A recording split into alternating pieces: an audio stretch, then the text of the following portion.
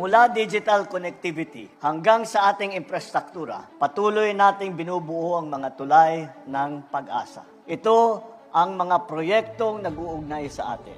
Ito ang bagong Pilipinas na sabay-sabay nating tinatahak. Sama-sama po tayo sa paglalakbay na ito.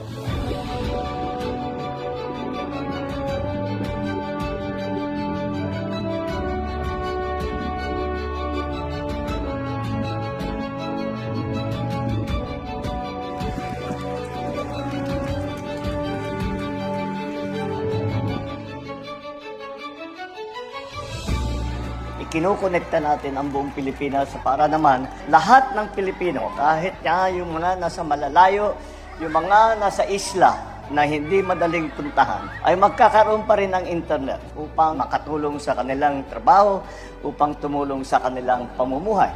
Pinakapangako ko, bawat Pilipino ay may access sa kaalaman at sa mga oportunidad.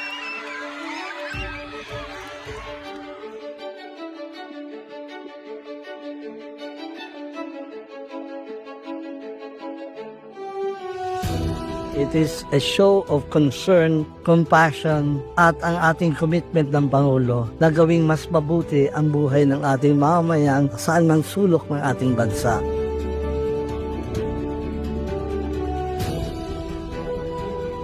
Ito ay malaking tulong sa aming mga kababayan, lalong-lalo na sa oras ng pangangailangan. At naniniwala ako na sa pamamagitan nito ay mas makapagbigay tayo ng mas magandang serbisyong medikal sa ating mga kababayan.